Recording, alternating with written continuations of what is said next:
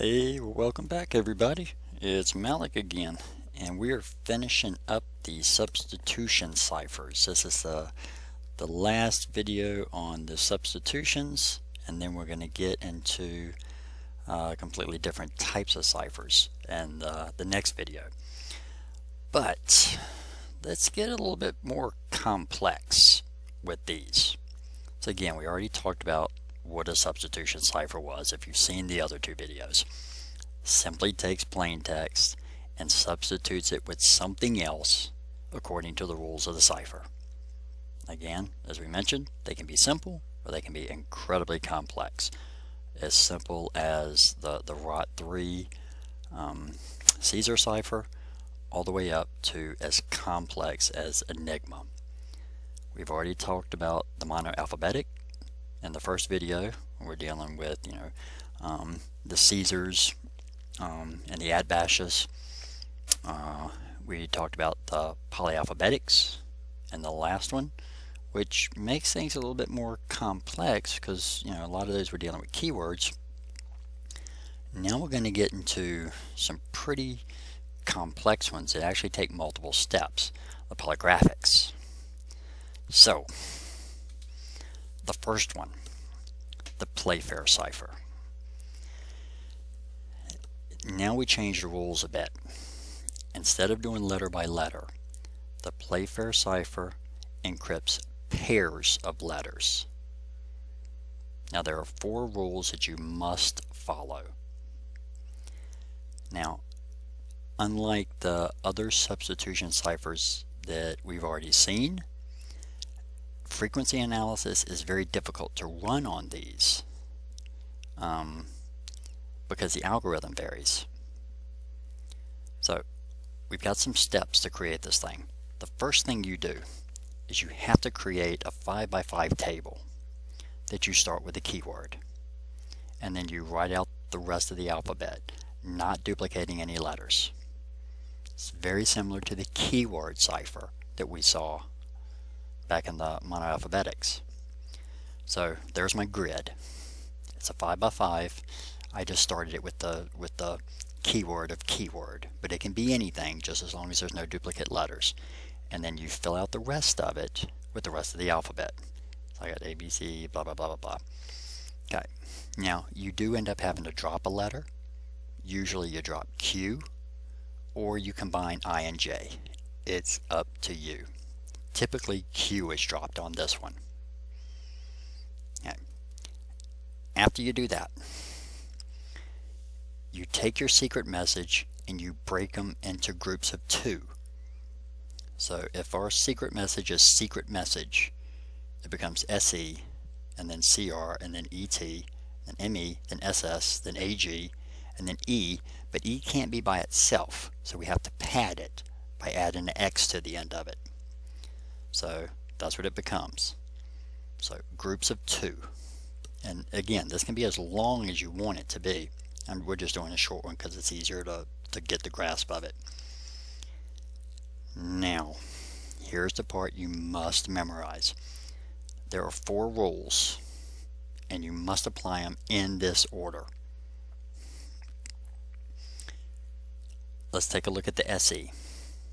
Okay, if both letters are the same, you have to add an X between them and then repair. Now ours weren't, not the SE, but when we got to the SS, you see both of those were the same, so we had to split the S's by putting an X there. So we actually have to rewrite our code. So our plain text is now SE, CR, ET, ME, S, and a pad, SA, and then GE. We could drop that X that we had at the end because we don't need it anymore. Okay. After you do that, you don't have to worry about rule number 1 anymore. Now comes the 3 rules for your encryption. If the 2 letters, the SE, are on the same row, you replace them with the letters immediately to their right. Okay, that's simple enough. So if we're dealing in the same row, let's say down here at the bottom we have R and A. Same row, so we replace the R with a D and the A with a B. So our new encryption, RA, would become DB. Okay? If the letters are in the same column. In the case of, let's do HV, you replace them with the letters immediately below them. So H will become N and V will wrap around to become Y. Okay? Okay. So HV would become NY. Now, this is the tricky one. If they're on different rows and columns, you replace with the letters of the same row but at the other spot of the rectangle. For instance, that one's kind of hard to understand. It's easy once you see it, but let me kind of pin this so you can see it. So I said, for instance, we have E and what did I say? We have B. Yeah, so we have EB. Okay, they're on different rows or on different columns. You replace them with the letters on the same row, so you don't leave the row, but you go into the same column that the other letter's on. Okay, so EB, actually, sorry, that was wrong. I meant to change that. I had a different thing up there. EB actually becomes W, because it's in the same column as that, and B becomes D, right here. Same column that that's in. You use this for the column. So really you just switch columns. So EB becomes WD. And you have to make sure you do them, in order. First letter, that's what we got to replace it with. So EB becomes WD. Don't accidentally mix them up and do DW. So they're the simple rules. So, with that being the case, if we take our SE, okay, now let me do something here. Let me erase all my inks. If we take our SE, okay, so there's our E, there's our S. Different rows, different columns. The S comes over and becomes an M. The E goes over and becomes an O. So we get MO. Then we go CR. Okay? So there's our C.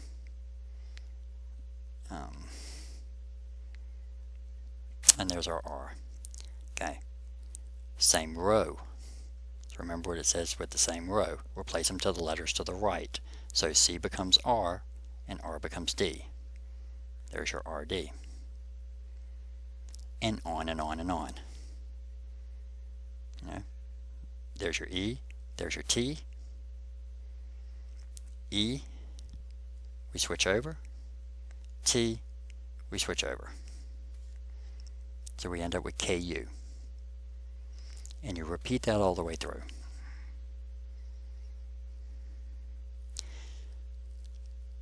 This is incredibly difficult to break without having this grid. I don't need the grid more than I need the keyword, because the grid itself is typically alphabetical.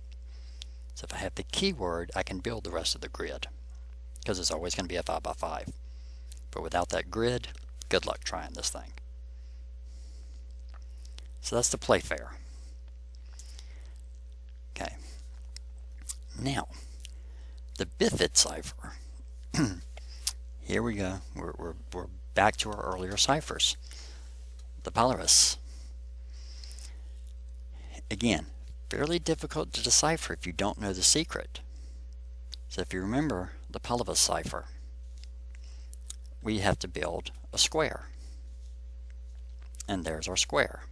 Again, a 5 by 5 So we have the numbers here for the rows and the number for the columns. And then we strictly go down by the alphabet. I and J are typically combined. Doesn't have to be. You can modify that, of course, if you want. And again, we can add to the complexity by scrambling the alphabet. It does not have to be alphabetical. I'm just making it alphabetical because it makes it easier. So we create the polyglot square. Now, you take your message and we convert them to numbers. The row comes first and then the column. But you need to write it down a special way. This is our message. It's just secret message. So we're going to look for the S. So we're going to find the S. So where's the S? It's right here. Row 4, column 3. So we write it this way. 4, 3. Then we look for the E. Of course we find the E. It's right here. Row 1, column 5. Row 1, column 5. And we repeat that until we do our entire message. Okay. Now we group the numbers together, but we group them differently. We group them from left to right. So we end up with this. We don't group them top to bottom or we'll come up with the same thing. We group them 41, then 14, then 14, then 31, then 44, then 12, and then 1, 3, 13, 53, 25, 42, 53, 31, 25. Okay, but we're not done. Now, we use the square to encrypt these new numbers. So 41 is Q. 14, 1, and 4 is D. 14 is D again. 31 is L, etc., etc. And that becomes our encryption.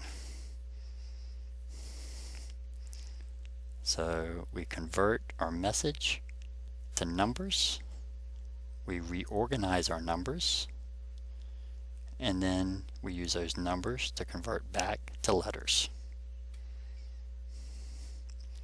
Incredibly difficult to crack. Okay, but you want to see that a step harder? Let's go to the Bifid. We're not going to use a 5 by 5 square. We're going to use a 3 by 3 by 3 cube. So we write 3 of them. Now there's only 9 letters per cube. So, and we put them on what we call layers. So we have A, B, C, D, E, F, G, H, and I in layer 1, then J through R in layer 2, and then S through Z with a blank space in layer 3. You can throw a special symbol in that last space if you want to. Typically we don't. Now we do the same thing that we did with the Bifids, but we end up with 3 rows, because when we're looking for the S is on a particular layer, then the row, then the column.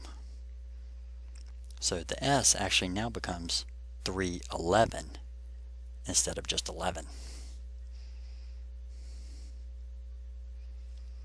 Okay, so you can see how this thing is getting a little bit more complex. Okay, now we write out our numbers, and this is what we end up with. So, okay.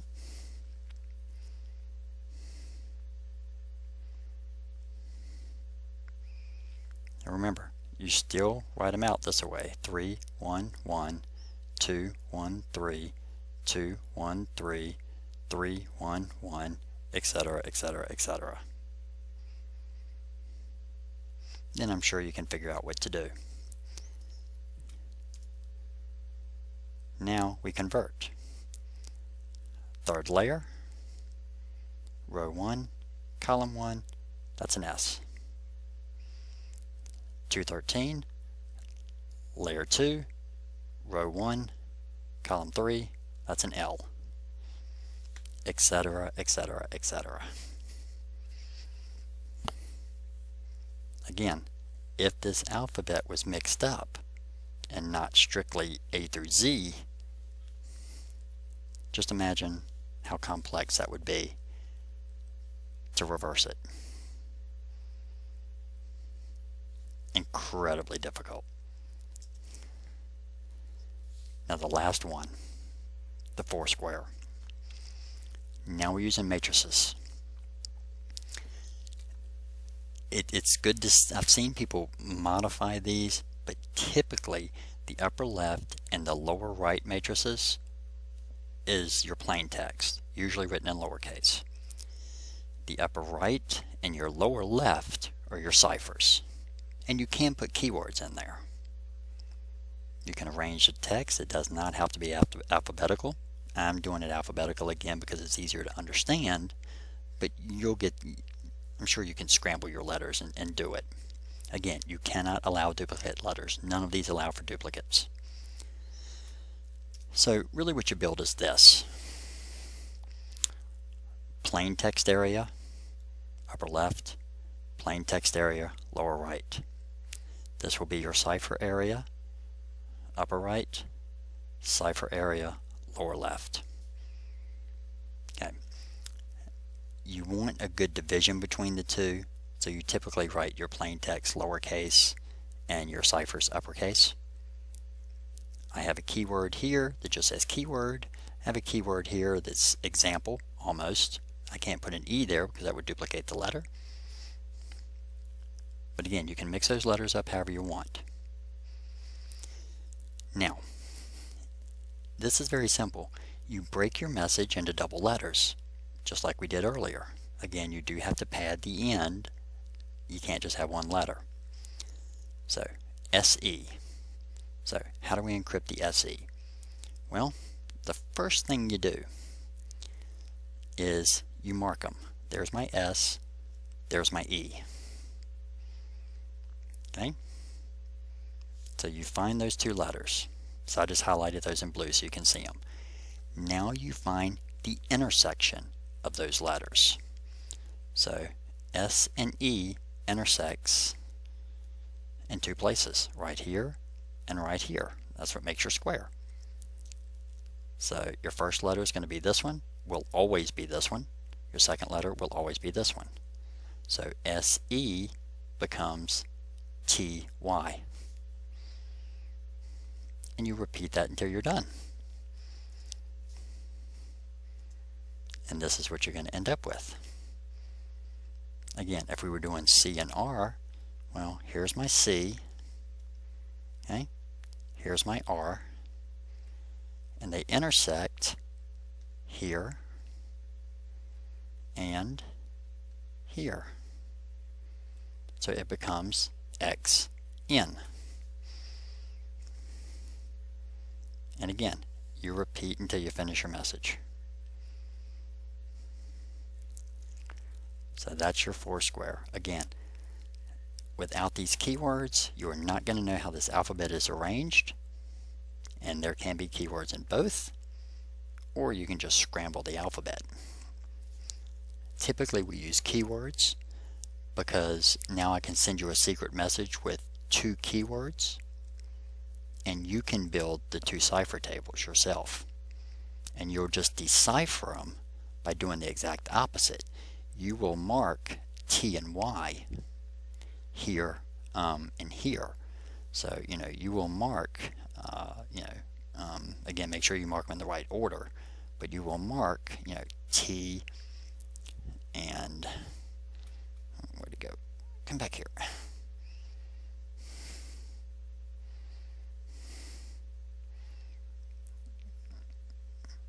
Okay, there we go. We ciphered it that way. I set mine a little bit different because of the way I kind of set this. So there's my S, and there's my E. There we go. So there's my T, and there's my Y. Okay, that's it. That's my T and Y. So now I just find the intersection, which is right here and right here. This is always going to be the first letter. This is always going to be the second letter. So now we just reverse it, and that's where we come up with that. So as these ciphers go on, they start to get more and more complex. More steps to come up with the cipher, therefore more steps to decipher and harder to brute force.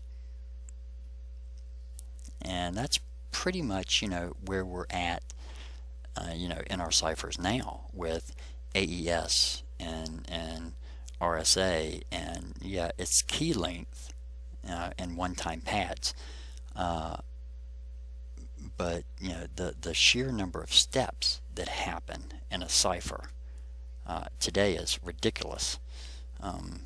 So what we're going to get into next, they're your main substitution ciphers. If you know those and understand those, you've got a massive handle on substitution ciphers, and you're going to run into those a bunch.